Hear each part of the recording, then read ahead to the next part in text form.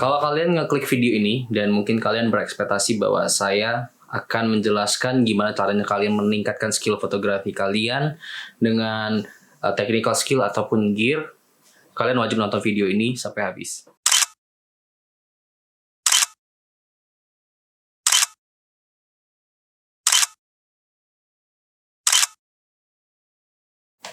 Hai semuanya, selamat datang di channelku. Buat kalian yang baru pertama kali datang ke channel ini, kenalin, nama aku Denny dan aku adalah seorang fotografer wedding dan juga family photographer di Bali. Kalian bisa cek Instagram saya di Ivy Photography Bali dan juga di Sense Moriko. Kalau kalian mau ngikutin project-projectku atau mulai hasil-hasil fotoku, silahkan di follow Instagramnya. Nah, untuk video kali ini saya nggak akan bahas gimana sih caranya kalian mengimprove skill fotografi kalian secara teknikal ataupun secara gear. Tapi yang saya bakal bahas hari ini itu jauh lebih penting. Gimana sih caranya kalian ngebangun pondasi agar skill fotografi kalian bisa dipelajari jauh lebih cepat dan jauh lebih efektif. Tips yang pertama adalah mindset. Jadi ini merupakan suatu nasihat pertama yang saya terima dan benar-benar ngubah cara saya belajar fotografi. Secara singkat saya bakal coba jelasin kalau mindset itu memiliki dua bagian. Ada yang namanya growth mindset, ada yang namanya fixed mindset. Nah, growth mindset ini adalah orang-orang yang memiliki pola pikir bahwa sebuah kegagalan merupakan kesempatan mereka untuk bisa bertumbuh. Nah, sedangkan orang yang dengan fixed mindset, mereka memiliki pola pikir bahwa sebuah kegagalan merupakan batasan dari kemampuan mereka. Sekarang kalian mungkin bertanya, lalu apa hubungannya fotografi dengan mindset? Kalau kalian dengan sadar membangun diri kalian dan juga melakukan kebiasaan seperti orang dengan growth mindset, kalian akan membangun diri kalian menjadi lebih terbuka terhadap sebuah masukan, kalian akan jauh lebih penasaran, dan kalian juga akan berusaha untuk menyelesaikan masalah ketika ada suatu challenge yang muncul. Dan orang dengan growth mindset, biasanya mereka jauh lebih antusias dibanding orang dengan fixed mindset.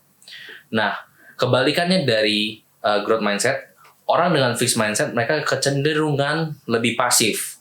Dan ketika mereka melihat seseorang dengan kemampuan yang lebih tinggi dari mereka, mereka cenderung defensif. Mereka biasanya akan berusaha untuk tidak menganggap bahwa karya tersebut baik.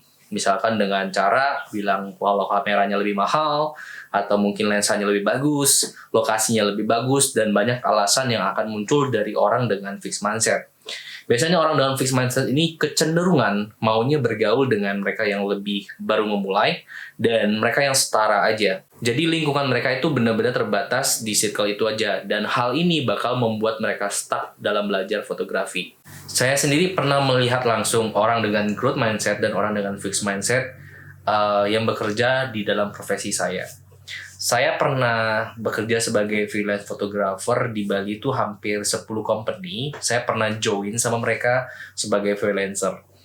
Dan saya akan coba bahas dua company yang saya ikutin, yaitu saya klasifikasiin sebagai kelas A dan kelas B. Itu based on their price ya. Untuk yang kelas A itu mereka jualan paket di sekitar 15 juta sampai 20 jutaan. Dan yang kelas B ini mungkin sekitar 5 juta sampai 8 jutaan. Waktu pertama kali saya join dengan kelas B, saya melihat bahwa ini adalah fotografer-fotografer yang bagus. Tapi ketika saya mulai lebih sering turun sama mereka dan mulai melihat bahwa ada pattern yang mereka lakukan ataupun mereka melakukan template. Jadi karena fotonya di lokasi yang sama dan di waktu yang sama, jadi mereka mulai ada template nih.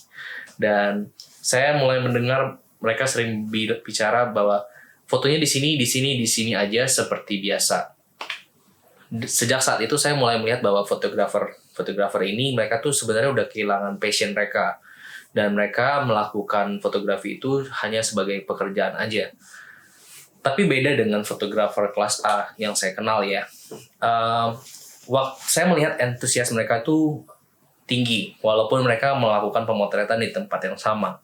Dan waktu saya tanya mereka kenapa, mereka menjawab, kan kliennya beda.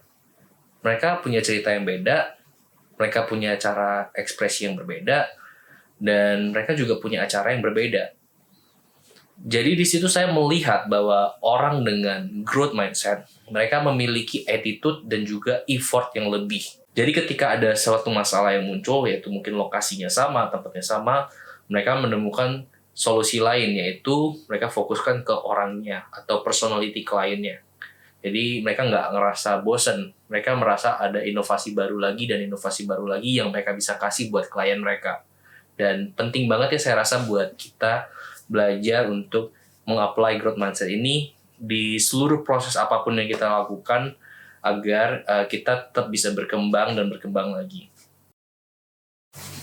Tips yang kedua adalah mindfulness atau kesadaran penuh.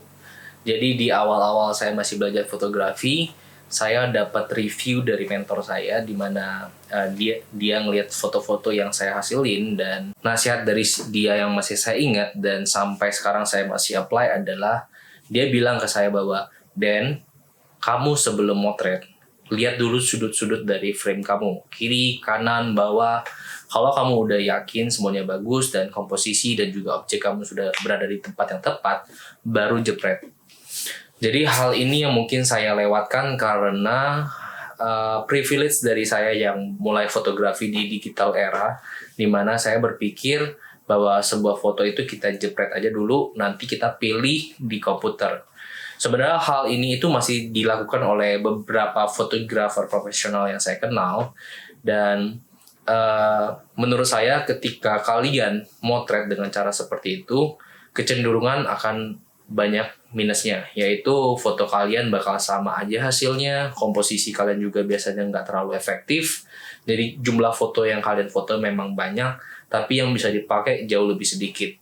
Dan kalau kalian benar-benar berpikir dalam setiap jepretan kalian, ini akan jauh lebih memudahkan. Kalau dalam kasus saya, tentunya klien saya akan jauh lebih mudah untuk memilih atau melihat-lihat foto saya, karena fotonya jauh lebih sedikit, tapi semuanya bisa mereka gunakan. Tips yang ketiga adalah memperluas inspirasi. Jadi inspirasi itu sebenarnya bisa kalian dapetin di mana aja, nggak mesti dari fotografi. Mungkin kalian bisa lihat dari video, mungkin kalian bisa lihat dari hal-hal lainnya. Tapi kali ini saya bakal memperluas inspirasi di dalam genre kalian masing-masing ya. Jadi kalau kalian mau mencari inspirasi dalam genre kalian, pastikan kalian nemu 5 fotografer yang memiliki karakter style foto yang berbeda. Misalkan ada yang gelap, ada yang terang, ada yang konseptual, ada yang macam-macam ibaratnya. Dari masing-masing mereka ini, kalian ambil part yang kalian suka. Dan ketika kalian bisa mengambil part-part yang kalian suka dan berusaha untuk menyatukan itu, kalian bakal menjadi fotografer dengan style kalian sendiri. Nah, nanti saya bakal coba buatin satu video di mana saya bakal coba nunjukin ke kalian fotografer Indonesia yang menjadi inspirasi saya dan part-part apa sih yang saya coba ambil dari mereka. Kalian harus ingat bahwa mengcopy dan mencari inspirasi adalah hal yang berbeda, di mana yang mengcopy berarti satu orang kalian copy semuanya, dari warnanya, dari komposisinya, dari cara dia motret, semuanya kalian copy. Itu namanya mengcopy. Dan saya sangat tidak merekomendasikan kalian untuk mengcopy orang lain. Tapi kalau kalian ingin mencari inspirasi, mungkin kalian ambil part-part yang kalian suka dari misalkan 5 orang fotografer. Dan itu adalah hal yang baik, karena kalian akan muncul dan menjadi originalitas kalian sendiri. Tips yang keempat adalah mengaktifkan mode belajar. Jadi di sosial media kayak sekarang ini, biasanya kita cenderung melihat foto itu nggak lebih dari 5 detik, dan kita hanya slide-slide aja. Saya bilang kenapa kita perlu mengaktifkan mode belajar. Dengan kalian mengaktifkan mode belajar, kalian nggak menilai sebuah foto itu cuma dari keren atau tidak kerennya.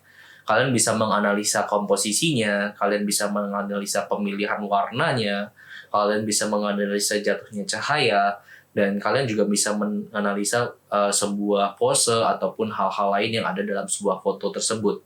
Dengan kalian menganalisa secara teliti dalam sebuah karya foto tersebut, tentunya pemahaman kalian terhadap proses yang dilakukan oleh fotografer akan jauh lebih dalam, dan ketika kalian perlu menciptakan foto dengan style yang kurang lebih mirip, akan memudahkan kalian karena kalian tahu prosesnya.